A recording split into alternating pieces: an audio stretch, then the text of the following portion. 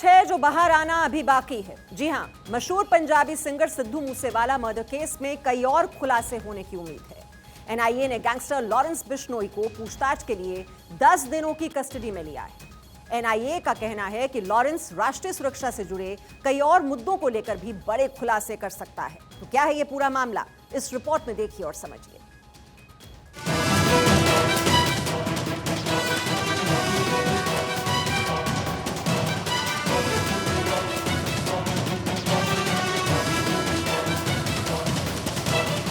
सबसे बड़े गैंगस्टर से सबसे बड़ी पूछताछ।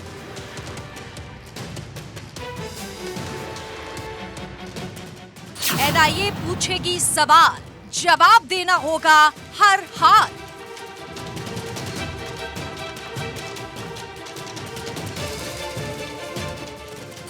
लॉरेंस बिश्नोई से एनआईए करेगी पूछताछ।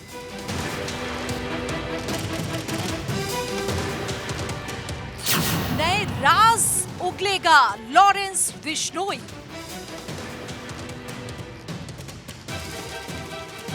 पंजाबी सिंगर सिद्धू मूसेवाला हत्याकांड मामले में मुख्य आरोपी लॉरेंस बिश्नोई को एनआईए ने 10 दिनों के लिए कस्टडी में लिया है। दिल्ली की पटियाला हाउस कोर्ट ने गैंगस्टर लॉरेंस बिश्नोई को एनआईए की कस्टडी में भेज दिया है। एनआईए ने कोर्ट से कहा था कि उसे सिद्धू मूसेवाला हत्या मामले में बिश्नोई से पूछताछ करने की जरूरत है। एनआईए ने कहा, पाकिस्तान से सामग्री आ रही है। मूसेवाला जैसे लोग सिर्फ निशाने पर होते हैं। एक बड़ी साजिश की जांच की जा रही है। इससे पहले एनआईए ने 23 नवंबर को बताया था कि उसने गैंगस्टर लॉरेंस बिश्नोई के खिलाफ यूएपीए के तहत केस दर्ज कर उसे बठिंडा जेल जाकर अरेस्ट कर लिया था। असल में बिश्नोई के आतंकवाद से भी कनेक्शन जुड़ रहे थे। कई तरह के इनपुट सामने आ रहे थे। उसी मामले में एनआईए ने उसके खिलाफ ये एक्शन लिया है।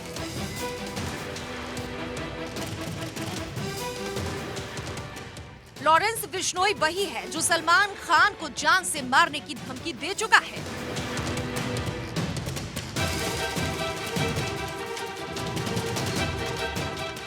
लॉरेंस बिश्नोई वही है जो सिद्धू मूसेवाला हत्याकांड मामले में मुख्य आरोपी है।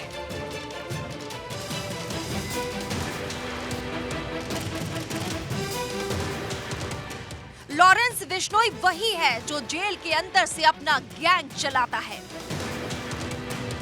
इस साल जून में पंजाब पुलिस गायक सिद्धू मूसेवाला हत्याकांड में पूछताछ के लिए बिश्नोई को दिल्ली से पंजाब लाई। इसके बाद बिश्नोई को पंजाब में उसके खिलाफ दर्ज कई अन्य मामलों में राज्य पुलिस ने हिरासत में ले लिया था।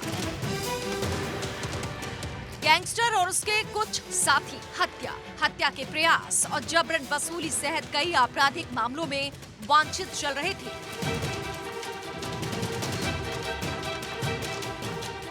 लॉरेंस बिश्नोई पहली बार एक्टर सलमान खान को धमकी देने के मामले में सुर्खियों में आया था।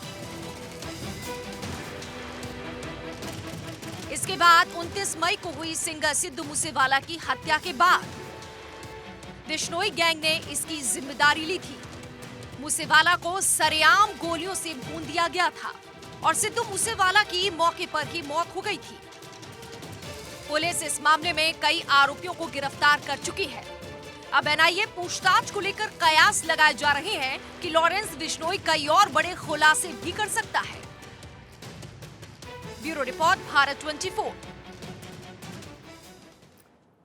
और इस बीच एक बड़ी खबर मिल रही है। सचिन पायलट ने अशोक गहलोत पर हमला किया है। गहलोत जी ने मुझ पर कई आरोप लगाए, मुझ पर बेबुनियाद आरोप लगाने की जरूरत नहीं, ये बात कह रहे हैं सचिन पायलट। बीजेपी को सिर्फ कांग्रेस ही चुनौती दे सकती है। गहलोत जी के नेतृत्व में हम 2 बार चुनाव हारे। गहलोत जी की बेवजह की बातें अच्छी नहीं, एक दूसरे पर आरोप प्रत्यारोप सही नहीं है। दोबारा से सरकार बनाने के लिए एकजुटता से काम बहुत जरूरी है। किसी भी व्यक्ति को कभी इतना असुरक्षित नहीं होना चाहिए।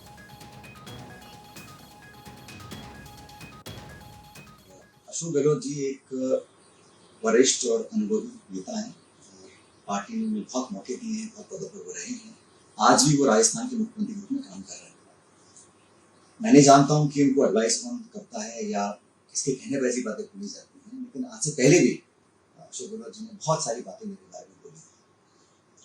मुझे उन्होंने नकारा कहा, निकम्मा कहा, गद्दार कहा और आरोप लगाए।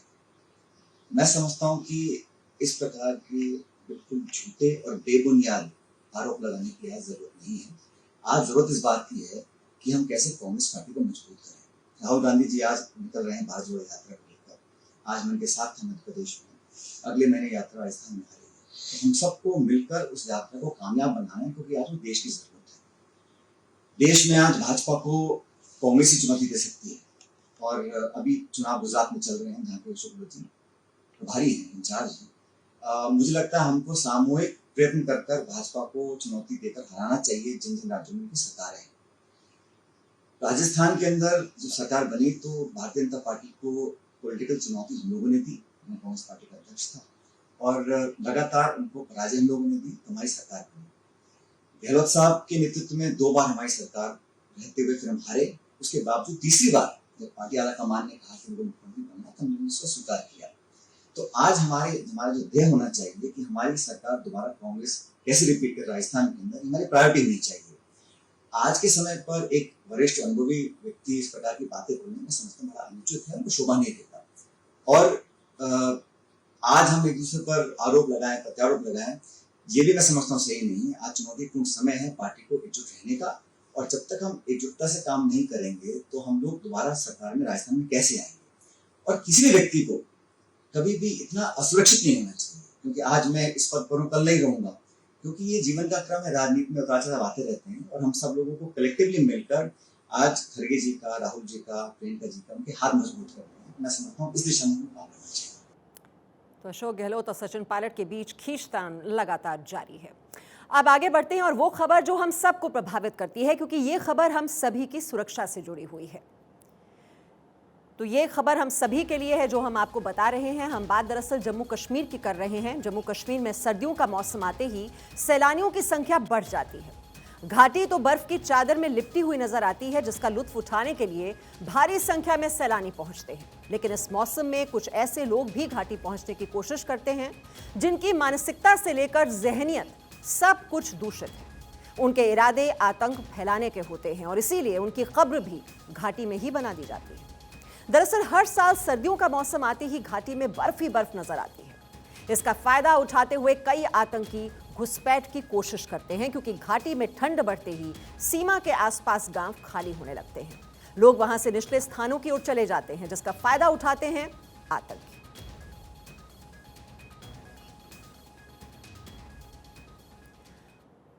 और पहले जहां ये आतंकी हथियारों के साथ घुसपैठ करते थे, जिसको लेकर इन्हें चिन्हित करना आसान होता था, तो वहीं अब ये आतंकी खाली हाथ घाटी में घुसपैठ करते हैं और हथियारों के घुसपैठ के लिए अब ड्रोन का इस्तेमाल करने लगे हैं। आपने बीते कुछ समय में देखा होगा कि किस तरह भारतीय सेना ऐसे ही ड्रोन्स को गिराती रही है। अब एक बार फिर जम्मू कश्मीर में एक ऐसा ही ड्रोन मिला है। सांबा के रामगढ़ सेक्टर में एक संदिग्ध ड्रोन के साथ आईईडी और कुछ नकदी मिली है। क्या है ये पूरा मामला, रिपोर्ट देखिए।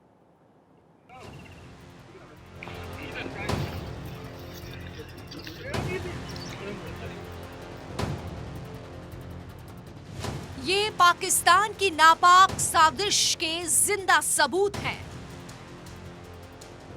पाकिस्तान से भेजा गया साजिशों का पुलिंदा है। पाकिस्तान से उड़े ये ड्रोन भारत में अशांति फैलाने के लिए लैंड कराए गए हैं। जम्मू कश्मीर के सांबा में आज एक ड्रोन से संदिग्ध पैकेट गिराया गया। इस पैकेट में भारी कैश के साथ ही हथियार भी मिले। इस पैकेट की जब जांच की गई तो इसमें संदिग्ध सील बंद पैकेट बरामद हुआ। 5 पैकेट में 5 लाख रुपए कैश, एक पिस्टल, 4 लोडेड मैगजीन, आईडी, घड़ी, बैटरी मिले हैं। सीमा पार से आतंकियों को घुसपैठ कराने की कोशिशों में नाकाम साबित हो रहे पाकिस्तान द्वारा अब ड्रोन का इस्तेमाल किया जा रहा है और ड्रोन के जरिए पिछले कुछ समय से लगातार हथियार गिराने और ड्रग्स भेजने की घटनाओं में तेजी आई है। सांबा में आज एक बार फिर ड्रोन ड्रॉपिंग का मामला सामने आया, जिसमें एक पैकेट में करीब 5 लाख रुपया और कुछ हथियार जो है वो बरामद किए गए। बड़ी बात यह है कि जिस तरह से कश्मीर घाटी में बर्फबारी की वजह से जो इन्फिल्ट्रेशन रूट्स हैं वो पूरी तरह से बंद हो गए हैं, और अब पाकिस्तान जम्मू संभाग से या जो अदर रूट्स हैं, जो दूसरे रास्ते हैं घुसपैठ कराने के, वहां से पाकिस्तान इन तमाम कोशिशों को जो है वो अंजाम देने की फिराक में है, जिसे सुरक्षा बल पूरी तरह से चाक चौबंद रहते हुए इन तमाम घटनाओं को नाकाम करने में कामयाब साबित हो रहे हैं। संदिग्ध पैकेट मिलने के बाद सांबा के एसपी सुरेंद्र चौधरी ने बम निरोधक दस्ते के साथ मौके पर जांच पड़ताल की है। पंजाब और जम्मू कश्मीर में सीमा पार से ड्रोन के जरिए ड्रग्स और हथियार भेजे जाने के मामले इस साल 2022 में दोगुने से ज्यादा हो गए हैं। बीएसएफ, सुरक्षा एजेंसियों और जम्मू कश्मीर पुलिस के मुताबिक पाकिस्तानी ड्रोन का इस्तेमाल अफगानिस्तान की हीरोइन के पैकेट, असलहा और विस्फोटक सामग्री भारत में गिराने के लिए किया जा रहा है। लश्कर-ए-तैयबा समेत अन्य पाकिस्तानी आतंकी संगठन ऐसी गतिविधियों को अंजाम दे रहे हैं। ड्रोन गतिविधियों से आतंकी अभियानों के लिए संगठन टेरर फंड जुटा रहे हैं। Bureau report, Bharat 24। और घुसपैठ की ये चाल हमारे पड़ोसी मुल्क पाकिस्तान द्वारा प्रायोजित होती है, लेकिन ये महज आतंकियों और हथियारों तक ही सीमित नहीं है, बल्कि अफवाहों की भी घुसपैठ कराई जाती है। बीते दिनों पाकिस्तानी व्हाट्सएप नंबरों से भारतीय सीमा में स्थित गांव वालों के फोन पर इस तरह के मैसेज भेजे गए। आप इस मैसेज को देखिए, बहुत ध्यान से आप देखिए क्या लिखा गया है इस मैसेज में। इसमें लिखा गया है कि सभी किसान जिनकी जमीन को सेना या बीजेपी के लोगों ने प्रशिक्षण के लिए इस्तेमाल किया, जिसके बाद उनकी फसल भी खराब हो गई और न ही मुआवजा दिया गया था, वो ध्यान रखें कि एक बार फिर सेना और बीजेपी आपके खेतों को प्रशिक्षण के लिए लेने वाली है। यदि आप अपने नुकसान की भरपाई कराना चाहते हैं तो इन लोगों की तस्वीरें और डिटेल्स अपने पास रखें, ताकि जब भी ये लोग आपके पास आएं तो आप ये तस्वीरें और डिटेल्स हमें भेज दें, ताकि हम आपकी मदद कर सकें। तो इस तरह के मैसेजेस भेजे जा रहे हैं। बीते कई दिनों से इस तरह के मैसेजेस लगातार पाकिस्तानी सीमा से सटे भारत के गांवों में पहुंच रहे हैं, और इनकी सबसे ज्यादा संख्या राजस्थान के जैसलमेर में देखी गई है। इन मैसेजेस को भेजने के पीछे का मकसद साफ है कि भारतीय किसानों को भड़काया जा सके, भारतीयों को जाल में फंसाकर उनसे खुफिया जानकारी जुटाई जा सके, भारत में अशांति फैलाई जा सके, भोले भाले गांव वासियों को अपने जाल में फंसाने की ये एक नई साजिश है। तो भोले भाले गांव वासियों से खुफिया जानकारी लेने की कोशिश, भारतीय किसानों को भड़काने की ये साजिश रची जा रही है। ये व्हाट्सएप मैसेजेस भेजे जा रहे हैं। जैसलमेर में इस तरह के बहुत मैसेजेस आए हैं। किसानों को अपने जाल में फंसाने की ये साजिश है, और कोशिश यही है कि किसी तरीके से भारत में अशांति फैलाई जा सके। तो बात साफ है कि पाकिस्तान अपनी नापाक हरकतों से बाज आने वाला नहीं है, और इसके लिए वहां की सरकार से लेकर सेना तक दिन रात साजिशें रची जा रही हैं। और इन साजिशों को और ज्यादा ताकत देने के लिए पाकिस्तान में एक और परिवर्तन हुआ है। पाकिस्तान में नए सेना प्रमुख का ऐलान हुआ है। नाम है सैयद आसिम मुनीर। पाकिस्तान के शहबाज शरीफ सरकार ने आसिम मुनीर को पाकिस्तान का नया सेना प्रमुख नियुक्त किया है। इसके साथ ही नए सेना प्रमुख को लेकर कई दिनों से चल रही अटकलों का दौर आज खत्म हो गया है। पाकिस्तान की सूचना मंत्री मरियम औरंगजेब ने ट्वीट करके इसकी जानकारी दी। मुनीर मौजूदा सेना प्रमुख जनरल कमर जावेद बाजवा की जगह लेंगे। तो पाकिस्तानी सेना के नए सेनाध्यक्ष का इतिहास खंगालेंगे तो समझ आएगा कि उनकी नियुक्ति की वजह क्या रही होगी। सबसे पहले तो आपको बता दें, मुनीर 3 दिन बाद रिटायर होने वाले थे। इससे ऐन पहले उन्हें सेना प्रमुख जैसी जिम्मेदारी दे दी गई। अब कम से कम 3 साल वो देश के सबसे ताकतवर पद पर बने रहेंगे। इसके बाद भी उनका कार्यकाल बढ़ाया जा सकता है। शहबाज शरीफ सरकार को उम्मीद होगी कि इस नियुक्ति की वजह से सेना प्रमुख का उनकी सरकार की ओर झुकाव रहेगा। तो ये बड़ा सवाल खड़ा हो रहा है कि क्यों उनको ये जिम्मेदारी सौंपी गई है, तो पाक का जो नया सेना बॉस बनाया गया है, अब किस तरह से ये भारत के खिलाफ और साजिशों का जाल तो कहीं नहीं बुना जाएगा, ये सवाल आज हर किसी के जहन में है। और इन्हीं हरकतों के चलते आज पाकिस्तान की स्थिति ये हो चुकी है कि वो पूरी तरह से कर्ज में डूब चुका है। देश की स्थिति ये है कि कब गृह युद्ध हो जाए कहा नहीं जा सकता। फिलहाल खबर पर वापस आते हैं। आपको बता दें, पाकिस्तान में नए सेना चीफ की नियुक्ति हो चुकी है और ऐसे में पुराने चीफ बाजवा की विदाई हो चुकी है। लेकिन जाते जाते भी बाजवा क्या कुछ कहकर गए हैं वो आपको सुनवाते हैं। बाजवा के इस बयान में आपको लाचारगी दिखेगी, बेचारगी दिखेगी। हाज़रीन, मैं आज आपके सामने एक ऐसे मौजू पर भी बात करना चाहता हूं जिस पे अमूमन लोग बात करने से गुरेज करते हैं, और ये बात 1971 में हमारी फौज की साबका मशरकी पाकिस्तान में कारकर्दगी से मुतालिक है। मैं यहाँ पर कुछ हकायक दुरुस्त करना चाहता हूँ। सबसे पहले, साबका मशरकी पाकिस्तान एक फौजी नहीं, एक सियासी नाकामी थी। लड़ने वाले फौजों की तादाद 92,000 नहीं, सिर्फ 34,000 थी। बाकी लोग मुख्तलिफ गवर्नमेंट के डिपार्टमेंट्स में थे, और इन 34,000 लोगों का मुकाबला 2.5 lakh Indian army, 2 lakh trend मुक्ति बैनी। अगेंस्ट दीज हैवी ऑड्स हमारी फौज बहुत बहादुरी से लड़ी और बेमिसाल कुर्बानियां पेश की, जिसका इतराफ़ खुद Indian army chief field marshal Manek Shah ने भी किया है। इन बहादुर गाजियों और शहीदों की कुर्बानियों का आज तक कौम ने इतराफ़ नहीं किया, जो कि एक बहुत बड़ी ज़्यादती है। मैं आज इस मौके का फ़ायदा उठाते हुए इन तमाम गाजियों और शहीदों को खराज तहसीन पेश करता हूँ और पेश करता रहूँगा। वो हमारे हीरो हैं और कौम को उन पर फ़ख्र होना चाहिए।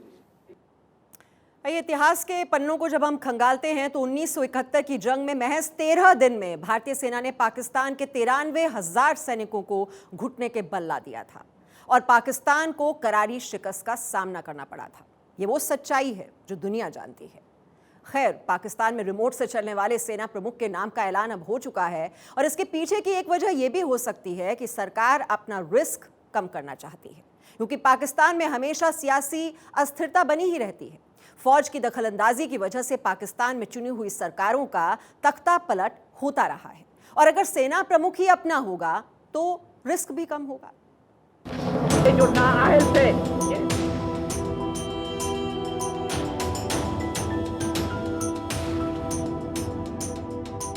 पाकिस्तान में सेना सरकार को अपने बूटों की नोक पर रखती है और जब चाहती है चुनी हुई सरकार को बूटों से कुचल देती है।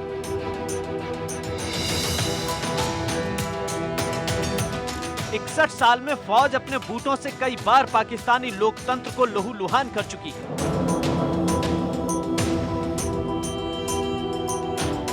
लोकतंत्र को कुचलकर फौज अब तक 4 बार पाकिस्तान पर अपनी तानाशाही दिखा चुकी है। आपकी मर्जी पर चलेंगे, आपके असूलों के खिलाफ। 1947 में भारत से अलग होकर पाकिस्तान बन तो गया, लेकिन 11 साल बाद ही जनरल मोहम्मद अयूब खान ने सत्ता हथिया ली। 1958 में पाकिस्तान में पहला सैन्य तख्ता पलट हुआ, जब पाकिस्तानी राष्ट्रपति मेजर जनरल इस्कंदर मिर्जा ने पाकिस्तान की संविधान सभा और प्रधानमंत्री फिरोज खान नून की सरकार को बर्खास्त कर दिया था। मिर्जा ने army commander in chief general Ayub Khan को चीफ मार्शल लॉ एडमिनिस्ट्रेटर नियुक्त किया, लेकिन 13 दिन बाद ही अयूब खान ने मेजर जनरल इस्कंदर मिर्जा को चलता कर दिया और अयूब खान ने खुद को पाकिस्तान का राष्ट्रपति घोषित कर दिया। पाकिस्तान पर अयूब खान का राज चला पूरे 9 साल तक, लेकिन इस दौरान भारत के हाथों करारी हार के बाद अयूब खान की सत्ता पर पकड़ ढीली पड़ने लगी। इसी का फायदा उठाकर 1969 में जनरल याहिया खान ने अयूब खान की हुकूमत का तख्ता पलटकर पाकिस्तान की बागडोर अपने हाथों में ले ली। लेकिन याहिया खान के जमाने में पूर्व पाकिस्तान का बांग्लादेश के रूप में जन्म हुआ और भारत के हाथों पाकिस्तान को करारी शिकस्त मिली। इसके बाद पाकिस्तान में एक बार फिर लोकशाही की बयार चली। पाकिस्तान में चुनाव हुए और जनता ने जुल्फिकार अली भुट्टो को प्रधानमंत्री चुना। प्रधानमंत्री बनने के बाद जुल्फिकार अली भुट्टो ने जनरल जिया उल हक को आर्मी चीफ बनाया, लेकिन आर्मी चीफ जिया उल हक ने 1978 में भुट्टो का तख्ता पलट कर दिया और खुद को पाकिस्तान का राष्ट्रपति घोषित कर दिया। साल भर बाद ही जिया उल हक ने जुल्फिकार अली भुट्टो को फांसी पर लटका दिया। 1988 में जिया उल हक की विमान दुर्घटना में मौत होने तक पाकिस्तान में फौजी हुकूमत रही।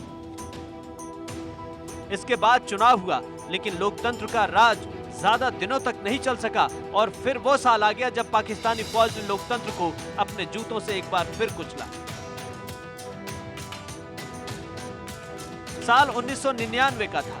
नवाज शरीफ प्रधानमंत्री थे और उन्होंने अपने करीबी जनरल परवेज मुशर्रफ को आर्मी चीफ बनाया था। लेकिन 1999 में परवेज मुशर्रफ ने नवाज शरीफ सरकार का तख्ता पलट किया और खुद को राष्ट्रपति घोषित कर दिया। मुशर्रफ के दौर में ही करगिल युद्ध में भारत ने पाकिस्तान को धूल चटाई थी। इसके बाद पाकिस्तान में फिर लोकतंत्र बहाल हुआ, सरकारें आती रही, जाती रही, लेकिन पाकिस्तान आज भी लड़खड़ा रहा है। Bureau report, Bharat 24। तो जहां पाकिस्तान ड्रोन के सहारे भारत में अशांति फैलाना चाहता है, जहां उसकी खुद की सियासी और आर्थिक स्थिति क्या है, इससे कोई बेखबर नहीं है। अब नए चीफ के सहारे खुद को सेव करने की सरकार की ये नई कोशिश है, तो वहीं भारत अब पूर्ण कश्मीर की बात कर रहा है। कश्मीर का वो हिस्सा जिस पर पाकिस्तान का अवैध कब्जा है, उसे पाने के लिए भारतीय सेना पूरी तरह से तैयार है। नॉर्दर्न कमांड के मुखिया लेफ्टिनेंट जनरल उपेंद्र द्विवेदी ने कहा है कि भारतीय सेना पीओके पर कब्जे के लिए पूरी तरह से तैयार है, बस सरकार के आदेश का इंतजार है। Raksha Mantri gave the statement about the POJK. As you are aware that parliamentary resolution already exists on the subject. So therefore, it's nothing new. It is part of the parliamentary resolution. As far as the Indian Army is concerned, Indian Army will carry out any order which is being given by the government of India. And whenever such orders are given, we'll always be ready for it. तो आज भारत और पाकिस्तान कहां खड़े हैं आप देख ही रहे हैं, समझ भी रहे हैं। एक देश नापाक साजिशों के सहारे है, तो वहीं हमारा देश भारत अब दुनिया को लीड कर रहा है।